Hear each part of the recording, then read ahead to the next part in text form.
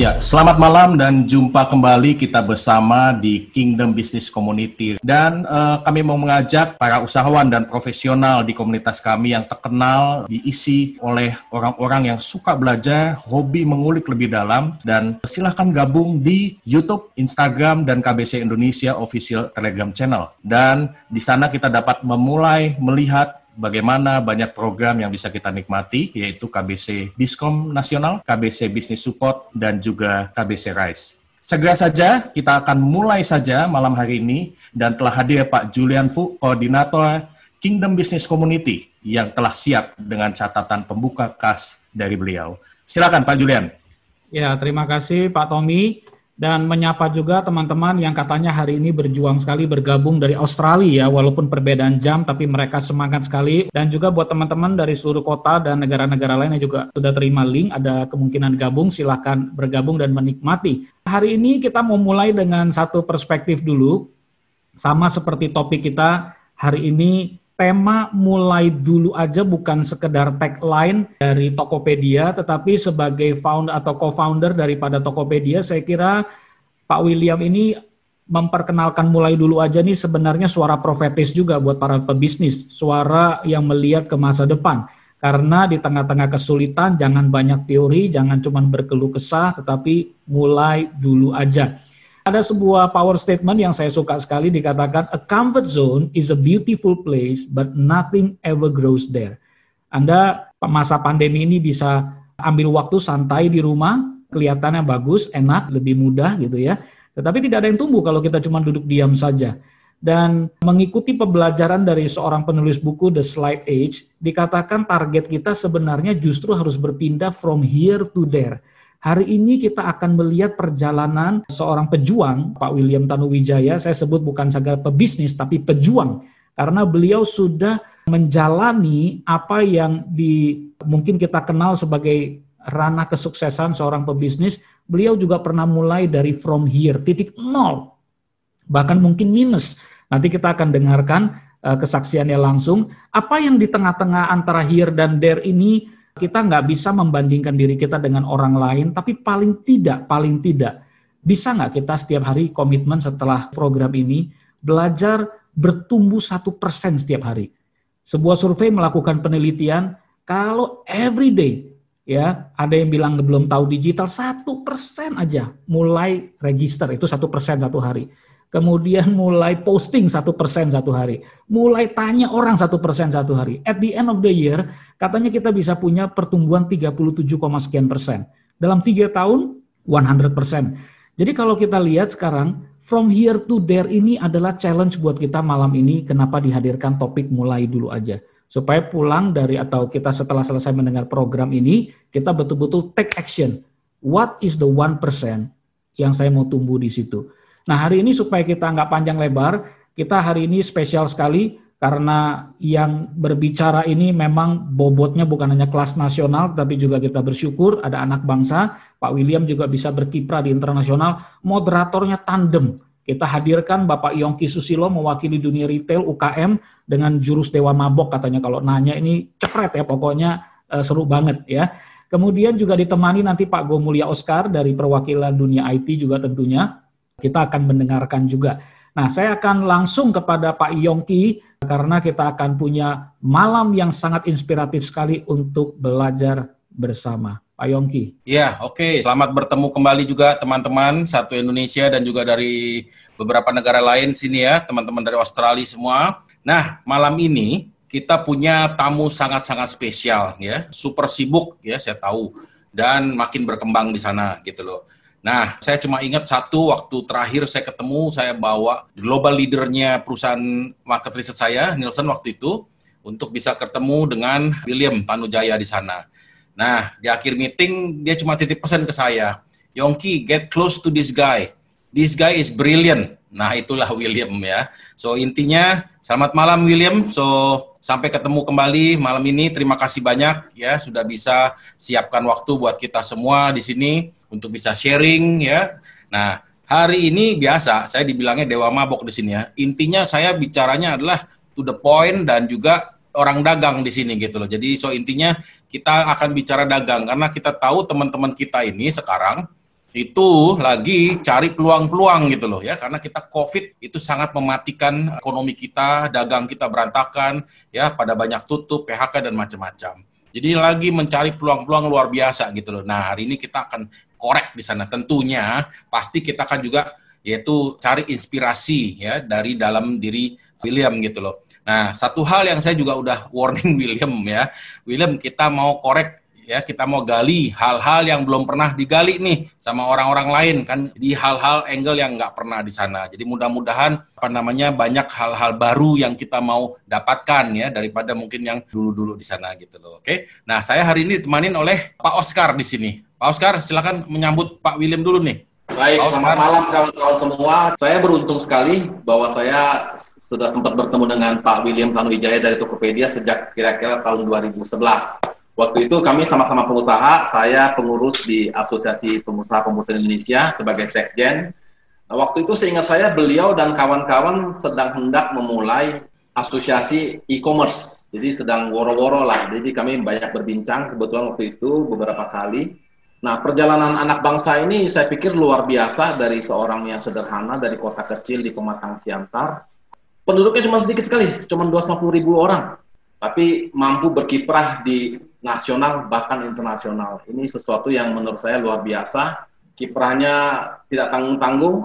Sempat tahun ini, awal tahun, jika kawan-kawan sempat perhatikan, beliau masuk ke majalah Forbes sebagai sosok muda inspiratif. Ini saya pikir gak mudah untuk tampil wajah di sini. Ini luar biasa. Jadi anak muda tampil di majalah Forbes ini sudah achievement, saya pikir semua orang dream of.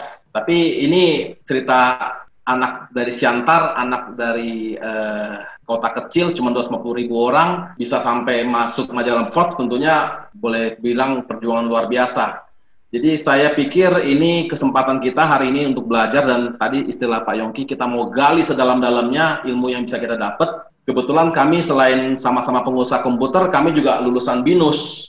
Jadi ada persamaan lain selain dari Siantar, kemudian pengusaha IT, dan sama-sama dari BINUS. Paling tidak saya mencocok-cocokkan diri dengan beliau, karena beliau sudah luar biasa di atas, jadi paling nggak kecipratan sedikit.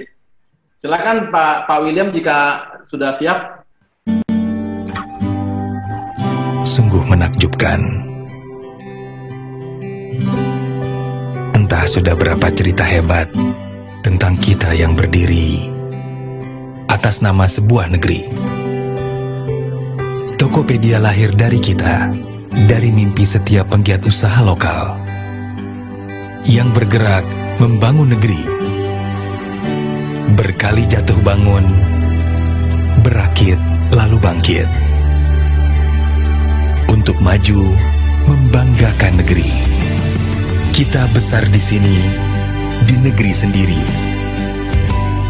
Berjuang demi pemerataan ekonomi Indonesia.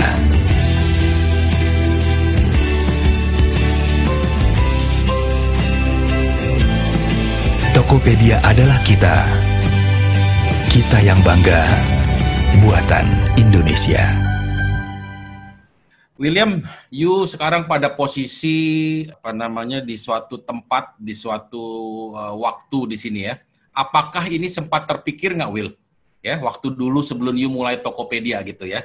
So, apakah ini memang suatu tempat yang you sudah estimasi berada, atau ini yang geser gitu pada awalnya gitu loh. Jadi cita-cita William sebenarnya waktu lulus sekolah dulu apa sebenarnya gitu ya. Dan sebenarnya passionnya apa. Nah, sampai sekarang ini apakah itu memang you punya path atau sesuatu yang geser? Boleh cerita sedikit nggak pembukaan sebelum kita masuk ke topik yang dagang nanti di situ? Ya, selamat malam Pak Yongki, selamat malam Bapak Ibu semuanya. Senang sekali bisa diundang di sini, sebuah kehormatan. Pak Yongki, saya nggak pernah kebayang sih, jadi bukan besar dan lahir dari keluarga yang latar belakangnya pengusaha, jadi memang tidak ada kebayang cita-cita untuk jadi pengusaha. Jadi tadinya memang ya mengikuti jalan hidup saja, namun ternyata ya jalan hidup itu baik gitu ya, mengantarkan saya punya kesempatan membangun Tokopedia hingga hari ini. Jadi saya ini selalu menganggap diri saya ini seorang pengusaha karena kepepet, entrepreneur by accident, entrepreneur by necessity. Gitu Pak Yongki. Gitu ya, oke. Jadi di Indonesia memang serba kepepet Pak ya. Kalau udah kepepet pasti berhasil. Kalau nggak dipepet, waduh, jalannya lebih beda di sana ya. Will, tetap ya Will, kalau saya percaya pasti ada orang yang menginspire you gitu loh.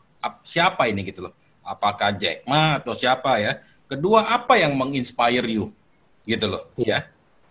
Saya selalu merasa bahwa perjalanan hidup saya ini saya bertemu dengan dua hal. Pertama, belajar tentang kegigihan. Yang kedua itu bahasa Inggrisnya serendipity, bahasa Indonesianya mungkin jodoh. Jadi banyak sekali saya terinspired dengan sosok-sosok besar, mulai dari Bung Karno, termasuk tadi Jack Ma, Masayoshi Son, gitu. Banyak sekali sosok-sosok yang saya baca kisahnya dari buku atau dari internet, termasuk pendirinya Google, dari latar belakang yang sangat beragam, dari latar belakang yang sangat berbeda, perjuangannya pun berbeda, namun kisah penggalan hidup mereka, perjuangan mereka itu sangat menginspirasi. Jadi dalam perjalanan hidup saya pun di momen-momen kegagalan atau momen-momen persimpangan jalan, cerita-cerita perjalanan mereka atau bahkan kadang kalimat-kalimat yang mereka pernah ucapkan itu menjadi sebuah inspirasi yang luar biasa buat saya. Kalau mengenai inspirasi Tokopedia dari mana, mungkin boleh saya ceritakan sedikit latar belakang saya dan sedikit perjalanan kenapa sih bisa sampai membangun Tokopedia. Tadi seperti disampaikan Pak Oscar, saya lahir besar di kota kecil, Pematang Siantar, 3 jam perjalanan mobil dari Medan, 1 jam perjalanan mobil dari kota Parapat, Danau Toba. Ini kota kecil, tidak punya bahkan toko buku seperti Gramedia, tidak ada mall. Saat saya lulus SMA, almarhum ayah dan paman saya ingin saya punya kehidupan lebih baik, jadi mereka memberikan saya kesempatan untuk merantau. Tahunnya tahun 99, 1 tahun setelah Indonesia krisis ekonomi dan kerusuhan. Saat itu saya merantaunya masih perjalanan lewat laut, kapal laut, 4 hari 3 malam, dari Belawan ke Tanjung Priuk, kuliah informatika tadi di Bina Nusantara. Saya dari keluarga yang bisa dibilang relatif sederhana, jadi saat semester 2 almarhum ayah jatuh sakit, maka mau tidak mau saya harus cari cara untuk bisa tetap bertahan di Jakarta. Nah ini sebenarnya bisa dianggap momen persimpangan jalan pertama saya, tadi momen perjodohan saya, karena saya tidak punya pengalaman, sebenarnya sulit mencari pekerjaan. Pekerjaan pertama yang saya dapatkan itu menjadi penjaga warnet di sekitaran kampus, karena saat itu tahun 2000, internet itu baru mulai masuk ke Indonesia, masih sangat mahal. Biasanya kalau mau pakai internet ya harus ke warung internet atau hanya orang-orang yang sangat berada bisa punya internet di rumahnya mereka. Nah, buat saya itu benar-benar berkah yang sangat luar biasa, blessing in disguise, karena saya bisa pakai internet 12 jam sehari, dibayar pula untuk itu. Namun memang saya saat itu jaga warnetnya shift malam, jadi 9 malam sampai 9 pagi. Jadi kuliahnya memang banyak bolongnya, tapi justru saya belajar banyak lewat internet di warnet tadi. Saya kutu buku, saya orang yang sebenarnya sangat introvert, tapi gerbang internet itu jadi seperti perpustakaan yang tiada batas. Saya belajar banyak sekali, dan saat saya lulus kuliah, saya sangat ingin bekerja di perusahaan internet yang saya kagumi, seperti Google atau Facebook. Tapi ya tadi, saya paspor pun tidak punya, tidak bisa berbahasa Inggris, tidak pernah ke luar negeri. Saat itu, Google dan Facebook pun belum punya kantor cabang di Indonesia. Lantas ya, saya hanya kerja kantoran saja. Perjalanan hidup mengantarkan saya kemudian melihat peluang. Di tahun 2007, saya melihat bahwa semakin banyak pengguna internet, termasuk saya makin hari makin aktif menggunakan internet dan makin lama makin murah akses ke internet. Namun saya melihat ada ketimpangan yang sangat luar biasa di Indonesia. Dengan 17.000 pulau, infrastruktur sangat sulit dibangun merata. Jadi kalau seperti pengalaman saya di masa kecil, misalnya mau beli buku, pasti di Siantar jumlahnya sangat terbatas, harus ke kota Medan. Dan ketika saya merantau ke Jakarta, saya menyadari di Jakarta jumlah barang yang kita bisa beli itu tentunya pilihannya sangat kaya gitu ya, tapi juga harganya itu ternyata lebih murah di Jakarta dibandingkan di Medan, lebih murah di Medan dibandingkan di Pematang Siantar. Jadi agak menyedihkan Indonesia di mana kota kecil pendapatannya justru lebih sedikit, tapi untuk harga yang relatif mereknya sama justru harus merogoh kocek yang lebih dalam untuk bisa membeli barang tersebut. Karena tadi logistik di Indonesia ini tidak mudah dengan 17.000 pulau. Di sisi lain, saya juga melihat bahwa walaupun pepatah mengatakan ibu kota lebih kejam daripada ibu tiri, saya yang saat semester 2 ada pilihan pulang kembali ke kampung halaman atau harus bertahan hidup di ibu kota Jakarta, saya memilih harus berjuang di Jakarta karena saya menyadari Kesempatan di Jakarta jelas jauh lebih besar dibandingkan Kota Medan jelas jauh lebih besar dibandingkan Pematang Siantar. Buat saya ini bisa jadi lingkaran setan yang sangat berbahaya, karena kalau putra-putri Indonesia terbaik terus membangun Indonesia dari kota besar, maka pemerataan kesempatan itu tidak akan pernah terjadi, maka ini akan jadi lingkaran setan yang tiada putusnya. Saya melihat belajar dari tadi cerita-cerita kesuksesan pendiri perusahaan internet di berbagai negara, mereka bermodal kreativitas, menggunakan internet, bisa menghubungkan jutaan bahkan miliaran orang di platform internet dan bisa memiliki kepercayaan satu sama lain. Lantas saya pikir kalau kita bisa juga membangun kepercayaan antara orang-orang Indonesia yang tidak bisa bertemu, ini akan sangat membantu sehingga semua orang bisa punya kesempatan yang sama. Nah, idenya sudah dapat, tapi karena tadi tidak berasal dari keluarga yang berada, saya tidak punya modal. Dan kebetulan ayah saat itu kena kanker, jadi saya juga tulang punggung satu-satunya. Lantas saya terinspirasi dari pendiri Google dan Facebook. Saya baca cerita mereka bahkan drop out dari kuliah mereka, tapi kok bisa mendirikan industri yang begitu besar. Ternyata mereka mencari pemodal yang percaya akan ide mereka. Maka saya juga berusaha mencari pemodal untuk memodali ide Tokopedia tadi. Perjalanan kemudian mengantarkan lagi ke momen kegagalan berikutnya. Selama 2 tahun kami berusaha mencari modal, tapi terus gagal. Rata-rata orang saat itu calon pemodal pasti menanyakan tentang rekam jejak industrinya, kalau tidak ya rekam jejak saya pribadi. Rekam jejak industri dalam arti, coba sebutkan misalnya satu saja orang Indonesia yang menjadi sukses atau kaya atau berhasil karena mereka bisnisnya bisnis teknologi atau bisnis internet. Sayangnya memang kita belum punya kisah sukses, belum ada sosok seperti Nadiem dan kawan-kawan di tahun tersebut.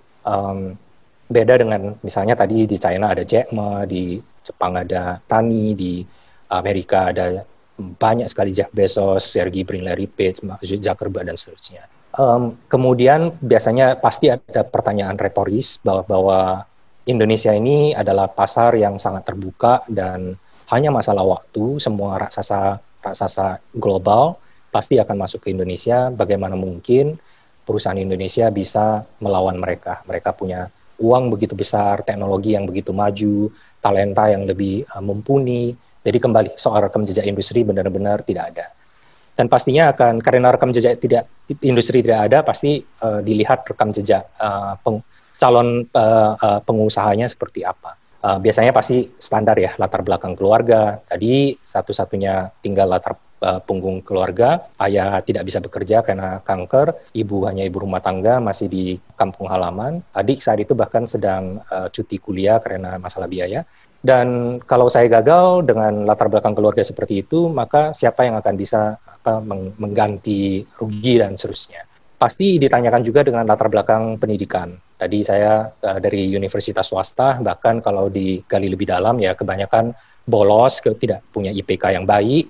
Saya sendiri menganggap saya lulusan warnet, maka saya berbeda bukan lulusan Harvard, MIT, atau bahkan bukan lulusan universitas yang dianggap bergengsi di Indonesia seperti ITB atau Universitas Indonesia atau UGM. Dan pasti akan menanyakan latar belakangnya pernah jadi pengusaha atau tidak, atau kalau sekarang kerja kantorannya di bidang apa. Saya tidak pernah kerja di perusahaan yang sangat besar atau multinational company paling tinggi posisi manajer dengan tim yang sangat kecil, tim 3 orang, jadi very small. Dan bukan dari latar belakang pengusaha, jadi memang sama sekali tidak punya rekam jejak. Jadi memang wajar sih bahwa tidak ada yang percaya dan gagal terus. Namun saya merasa saya sangat beruntung. Jadi ada satu momen yang mengubah hidup saya. Ini adalah momen di mana saya justru ketemu tujuan hidup saya. Yaitu ketika saya bertemu seorang calon pemodal dan dia memberikan saya nasihat, William, kamu masih muda. Muda itu cuma sekali, jadi jangan sia-siakan masa muda kamu. Role model kamu seperti orang-orang yang kamu idolakan, semuanya adalah orang-orang spesial. Jack Ma, Sergey Brin, Larry Page, mereka orang spesial. Kamu orang biasa-biasa saja, jadilah mimpinya pun yang biasa-biasa saja, carilah yang lebih realistis. Saat itu, itulah momen di mana saya ketemu tujuan hidup saya. Karena saya merasa bahwa saya ingin membangun sebuah media, sebuah platform di mana semua orang bisa punya kesempatan yang sama. Tapi saya sendiri ketika mau memulai bisnis pertama saya, semua orang juga menanyakan tentang masa lalu dan hampir jarang sekali orang yang menanyakan sebenarnya visinya seperti apa. Dari latar belakang yang saya senang membaca, saya melihat di Amerika, saya saat itu iri sekali. Di Amerika itu ada konsep namanya American Dream, bahwa tidak peduli kamu latar belakangnya apa, latar belakang ekonominya apa, dari keluarga apa, itu tidak penting. Yang penting itu visi kamu ke depan, American Dream. Tapi justru di momen itu saya juga teringat bahwa Bapak pendiri bangsa kita, Bung Karno, sebenarnya sudah pernah menitipkan Indonesian Dream, yaitu beliau pernah mengatakan, bermimpilah setinggi langit, jika engkau jatuh, engkau akan jatuh di antara bintang-bintang. Itulah momen yang benar-benar mengubah hidup saya. Saya merasa bahwa Indonesia belum 100 tahun merdeka, mengapa anak-anak Indonesia sudah kehilangan kemerdekaan untuk bermimpi. Saya di titik itu percaya bahwa masa lalu sudah tidak bisa diubah, tapi masa depan ada di tangan kita sendiri. Maka saya berjanji apapun yang terjadi, Tokopedia harus lahir, dan Tokopedia harus menyelesaikan masalah ketimpangan tersebut. Maka perjalanan kegagalan tersebutlah saya justru bertemu tujuan hidup saya, dan setelah 11 tahun, internet tidak hanya mengubah hidup saya, internet mengubah jutaan hidup masyarakat Indonesia, terlebih di masa pandemi seperti ini, di mana orang tidak bisa beraktivitas normal, namun buat yang bisa beradaptasi menggunakan teknologi, ternyata tetap bisa melayani calon pelanggan mereka, bahkan tidak hanya di wilayah kota mereka, bisa menjangkau ke seluruh Indonesia. Sekarang Tokopedia setiap bulan sudah dikunjungi lebih dari 90 juta masyarakat Indonesia, sudah ada 8,9 juta masyarakat Indonesia yang memulai dan mengembangkan bisnis mereka bersama Tokopedia. Setiap bulannya Tokopedia sudah menjangkau 98% kecamatan di Indonesia, di mana 2 dari 3 barang yang dibeli sudah bisa dikirimkan dan diterima dalam waktu 24 jam ke depan. Jadi mimpi dan cita-cita kami di 11 tahun yang lalu, atau 13 tahun yang lalu ketika kami baru ingin mulai membangun Tokopedia, bahwa satu hari nanti Tokopedia akan bisa membantu, mendorong pemerataan ekonomi secara digital, sedikit demi sedikit mulai terwujud. Begitu Pak Yongki, kira-kira bagaimana latar belakang dan inspirasi di balik Tokopedia. Ya, thank you Will. So cerita yang panjang luar biasa ya. So intinya adalah seorang fisik yang sederhana saja, banyak alasan untuk tidak sukses betulnya, tapi dengan dedikasi ya kan, dengan kegigihan, dengan jodoh hidup seperti itu sampai titik sekarang gitu ya. Satu pertanyaan kecil dulu nih. Who help you? Siapa yang bantu Anda sebenarnya? Kalau you menunjuk satu orang ataupun siapa yang paling berjasa membantu, siapa Will? Jadi tadi titik-titik jodoh itu saya tidak bisa bilang hanya satu yang berjasa, jadi rangkaian seperti naik tangga gitu ya. Tanpa almarhum ayah dan paman yang memberikan saya tiket untuk merantau ke Jakarta, saya tidak akan punya kesempatan berada di kota besar sehingga punya pandangan akan adanya ketimpangan. Tanpa adanya pemilik warnet yang memberikan saya ke anak-anak muda yang tidak punya pengalaman kerja untuk bekerja part-time di sana, saya tidak akan berkenalan dengan internet. Tanpa bertemu dengan co-founder saya, Leon, gitu, saya tidak akan bekerja di kantor di mana sebelum saya memulai Tokopedia, dan bisa memulai ide ini bersama dengan Leon. Tanpa investor pertama yang mempercayai kami tidak akan pernah punya tiket untuk bahkan memulai mimpi ini. Pegawai pertama yang percaya untuk bergabung ke Tokopedia, tanpa mereka perjalanan Tokopedia tidak bisa dimulai. Dan seterusnya. Setiap hari saya terus bertemu dengan orang-orang baik, orang-orang yang percaya kepada misi dan mimpi dari Tokopedia. Tanpa misalnya mitra penjual pertama, tidak akan ada jutaan mitra penjual saat ini. Tanpa ada customer pertama Tokopedia, tidak mungkin ada puluhan juta customer yang ada saat ini. Jadi kalau ditanya harus berterima kasih ke satu orang, itu sangat sulit, karena ini adalah perjalanan panjang yang melalui tadi perjodohan yang berantai. So intinya siapa aja yang you laluin setiap hari, anytime, can be a person yang sangat membantu kita, betul? Iya, benar. Jadi bahkan tadi momen saya gagal luar biasa pun, tanpa saya bertemu dengan calon pemodal yang benar-benar menolak, dan menolaknya bisa dibilang kutip kasar gitu, saya tidak akan ketemu tujuan hidup saya. Saya tidak akan ibaratnya marah dan kepikiran akan quote dari seorang Bapak pendiri bangsa Bung Karno. Oke. Nah, tadi you mention mengenai kegigihan. Saya mau nanya sesuatu di sini ya. You menghadapi challenge banyak sekali di sana. Saya minta you share challenge yang sangat menyakitkan buat Anda. Pastilah ada takarannya di sana, ada levelnya. Yang paling menyakitkan you merasa dan you down sekali pada waktu itu gitu loh. Tapi at the end, you bangkit lagi. Di mana, Will? Yang cukup besar ya tadi, yang momen yang saya merasa saya bertemu tujuan hidup saya, yaitu tadi, saya sudah berusaha 2 tahun, tapi ketemu promo modal, bahkan bukannya modal yang diberikan, malah benar-benar dijatuhkan gitu ya, bahwa ini tidak mungkin, udahlah jangan mimpi di siang bolong, carilah mimpi yang lebih realistis. Itu salah satu yang menurut saya paling besar, yang membuat saya benar-benar menemukan tujuan hidup. Tapi misalnya, banyak sekali kegagalan lainnya, misalnya saat kita mau memulai Tokopedia pun hal pertama yang saya lakukan itu cari pegawai, karena bisnis teknologi itu kan mengenai manusia ya, bukan teknologinya, karena teknologi harus dibangun, yang membangun itu manusia. Saya dan Leon berdiri 2 hari di kampus saya, berusaha meyakinkan di Job Expo, meyakinkan mahasiswa yang baru lulus untuk bergabung. 2 hari itu kita bisa dibilang ya tepok nyamuk, tidak satu pun mahasiswa yang mendaftar. Di depan kami ada booth bank terbesar Indonesia, dijaga oleh SPG seperti itu. Dalam 2 hari ada mungkin ribuan yang melamar. Kami di sana tidak mendapatkan satupun. Jadi ini bisa dibilang momen yang bisa dibilang mustahil gitu ya. Lantas bagaimana kalau kita tidak bisa meyakinkan satu orang pun bergabung, bagaimana bisa mendirikan Tokopedia? Tapi dari sana kemudian belajar hal baru. Di momen lain, misalnya tahun 2010, saya tahu bahwa Tokopedia ini harus membuka diri kepada globalisasi. Artinya, saya juga harus cari investor dari luar agar saya bisa dapat transfer teknologi, transfer ilmu. Dan beruntung tahun 2010, Indonesia mulai dipandang karena ada artikel di TechCrunch yang mengatakan ini adalah sebuah media yang mengcover tentang perjalanan startup di seluruh dunia, dan ada artikel yang mengatakan bahwa Indonesia ini tambang emas berikutnya setelah China dan India. Jadi kalau investor sudah telat di Amerika, sudah telat di China, sudah telat di India, larilah ke Indonesia, karena di Indonesia Jakarta adalah ibu kota Twitter, Facebook penggunanya ketiga terbesar di dunia saat itu, dan ini adalah pasar yang sangat menarik, investasilah di Indonesia. Dan berbondong-bondong, tiba-tiba tahun 2010 pemodal Ventura dari Amerika datang, buat saya gila, ini momentum luar biasa, kesempatan saya untuk bisa naik kelas. Tapi itu kesempatan saya pertama untuk ketemu pemodal luar.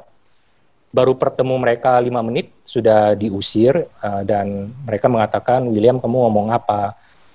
Kami nggak ngerti yang kamu mau sampaikan, kamu sudah menyia-nyiakan waktu kami, gitu. Karena saya tentunya belajar bahasa Inggris di SMP, SMA, dan ini kuliah, tapi kan belajarnya mungkin ya sekedar mengerti dalam membaca, sedikit menulis, dan berbahasa Inggris itu ya sangat terbata-bata, dan tidak pernah punya pengalaman untuk conversation sehari-hari. Tapi ya dari momen-momen kegagalan itulah saya justru terpacu belajar bahwa kalau hari ini nggak bisa dan ini jadi kelemahan hari ini, ya harus jadi momentum untuk mempelajari kelemahan kita agar satu hari nanti hal tersebut kita minimal cukup kuasai seperti itu.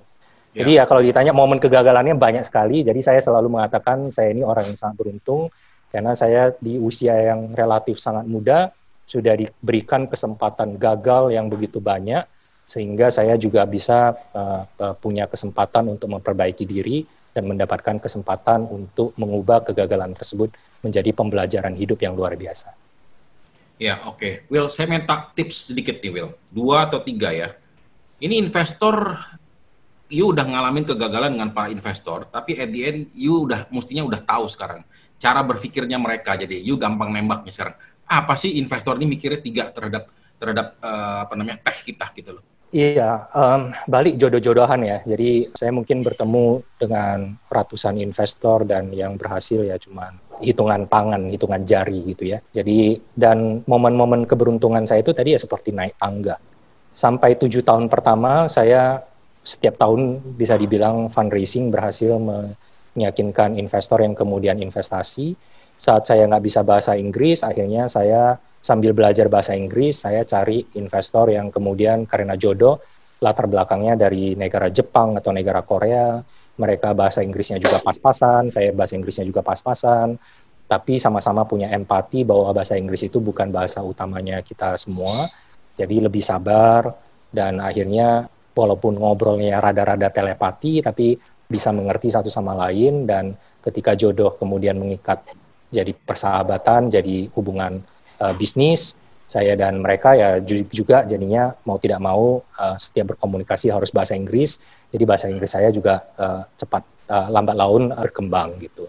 Jadi kalau saya lihat ya saya selalu mencari investor yang percaya terhadap apa yang saya mau bangun. 7 tahun pertama setiap saya ketemu investor yang misalnya latar belakangnya sangat Wall Street atau investment banker yang pertanyaannya itu tentang angka, saya membangun bisnis plan saja tidak tahu caranya bagaimana. Saya biasanya ya belajar juga dari kegagalan-kegagalan tersebut. Saya waktu ketemu mereka akan keluar istilah-istilah yang tidak pernah saya dengarkan sebelumnya, saya akan catat pertanyaan mereka itu apa, dan saya akan bilang, saya akan kumpulkan datanya, dan saya akan kirimkan melalui email. Dan setelah itu saya akan Google istilah-istilah tersebut. Apa sih artinya, misalnya cohort lah, bahasa-bahasa bisnis yang asing di telinga saya, tidak pernah saya pelajari sebelumnya. Saya tidak pernah S2 dan seterusnya. Jadi buat saya merasa generasi kita ini generasi paling beruntung. Karena adanya Google itu ya, kita bisa belajar apa aja gitu. Jadi itu juga satu berkah yang luar biasa. Tapi biasanya nggak nyambung. Jadi walaupun saya ketemu datanya, saya bales. Karena yang mereka cari itu angka. Nah, saya kebetulan 7 tahun pertama, itu saya bisa dalam perjalanan panjang, kemudian jodoh, bertemu dengan orang-orang yang dulunya itu memulai bisnis. Dan mereka dulunya itu memulai bisnis, juga tahu bagaimana awalnya itu mereka nggak punya apa-apa mungkin. Ada yang mulainya dari negatif, ada yang mulainya tanpa punya apa-apa, tapi dengan perjuangan yang gigih, punya sebuah mimpi yang luar biasa besar dan dipegang teguh, dan mimpi itu secara konsisten dibangun dan akhirnya menjadi kenyataan. Jadi mungkin sebagian di antara mereka juga melihat kemiripan atau melihat masa lalu mereka di diri saya, akhirnya ya modalnya itu modal percaya saja gitu. Tidak modal bisnis plan atau hitam di atas putih atau sebuah perhitungan matematis yang make sense buat mereka untuk investasi.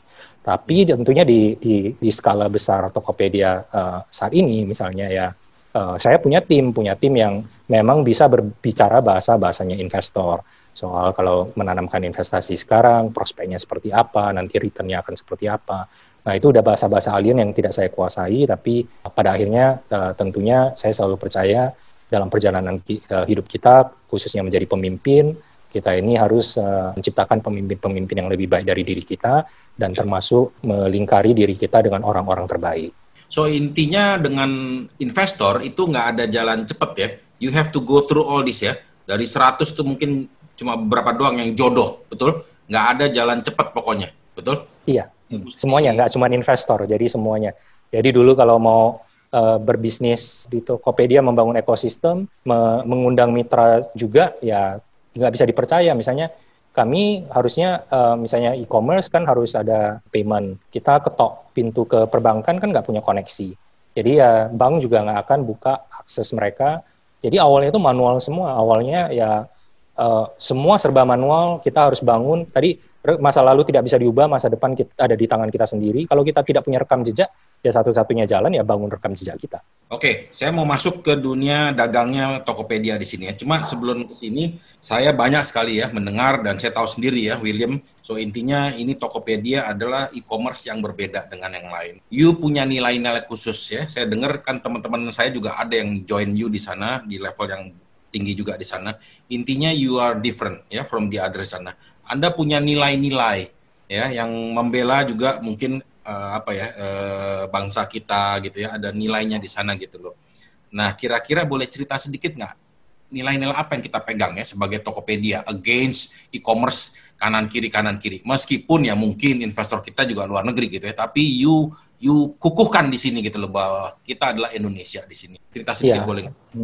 Tadi karena memang Tokopedia ini bukan dibangun karena tiba-tiba punya ilham pengen bangun bisnis dan pengen jadi nomor 1 di dunia dalam kategori tertentu, tapi lahirnya karena kegelisahan, lahirnya karena melihat masalah, maka misi itulah yang terus menjaga filosofi-filosofi yang kemudian lahir di Tokopedia. Misalnya, filosofi yang kita pegang teguh, kami percaya di Tokopedia kami hanya bisa berhasil jika kami membantu orang lain menjadi lebih berhasil. Kalau saya selalu menitipkan, kalau ini bisa kita pegang teguh, maka ini sebenarnya model bisnis paling indah di dunia. Jadi contohnya di Tokopedia sudah 11 tahun, kita tidak pernah satu kali pun itu terpikir untuk akan ikut jualan sendiri. Jadi kami ini bukan mall, kami ini seperti kota, kami ini seperti negara. Semua orang punya kesempatan yang sama, silakan bangun bisnis Anda, dan Tokopedia tidak akan pernah berkompetisi dengan Anda. Kita bisa lihat misalnya model bisnis serupa e-commerce di berbagai negara, kebanyakan ya dia modelnya seperti department store. Artinya dia punya tempat platform yang besar, orang boleh menitipkan jualan di tempat dia, tapi kalau dia melihat sebuah produk laku sekali, akhirnya dia ikutan jualan dengan tentunya margin yang lebih baik, dan tentunya lama-lama mitranya itu tidak mungkin bisa berkompetisi dengan dia. Atau bahkan ada yang benar-benar membangun hulu ke hilir. Bahkan misalnya kita bisa lihat di Amerika saat ini kan pendiri Amazon pun dipanggil oleh pemerintah karena dianggap sudah memonopoli hulu ke hilir, bahkan semuanya itu dia kuasain sendiri, dia punya logistik hulu ke hilir, dia bahkan punya banyak sekali pabrikan yang white label, punya brand-brand yang tadinya nitip jual di tempat dia, tapi sekarang dia punya brand dia sendiri yang luar biasa murah dan luar biasa kompetitif. Jadi buat saya itu tidak pernah jadi cita-cita kami. Jadi setiap ada ide bisnis baru, kami akan tanya, ini akan membantu mendorong misi kita tidak? Memeratakan perekonomian di Indonesia, atau justru mengambil porsi dari kesempatan orang lain. Nah, lewat ke filosofi-filosofi seperti itulah, akhirnya kami bisa tetap berada di track yang kami ada.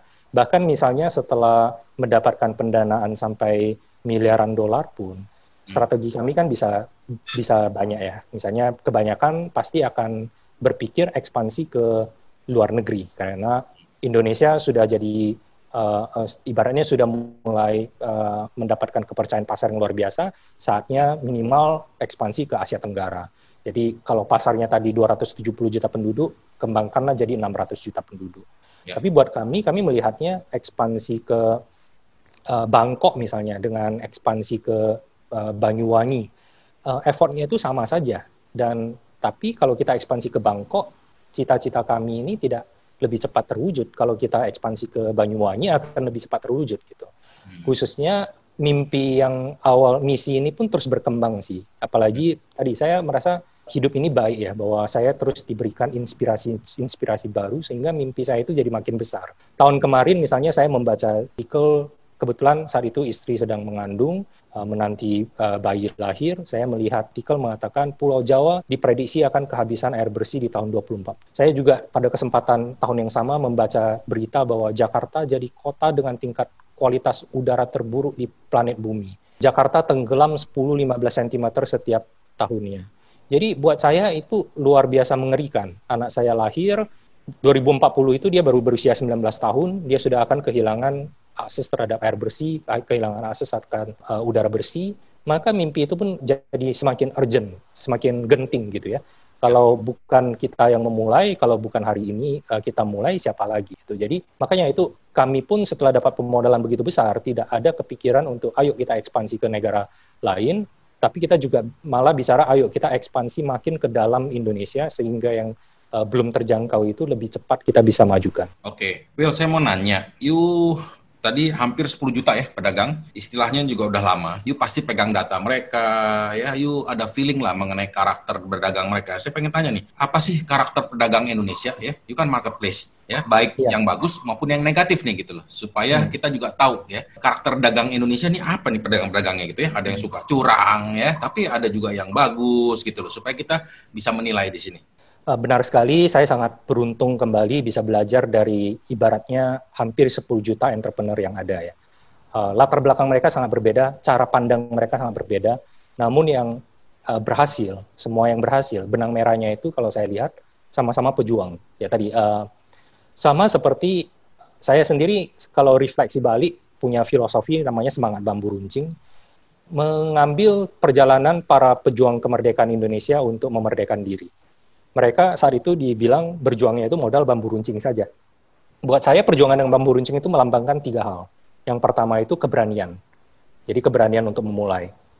Kedua itu kegigihan, bahwa walaupun ya mana mungkin sih bisa bertarung melawan persenjataan canggih dengan bambu runcing kalau tidak modal kegigihan.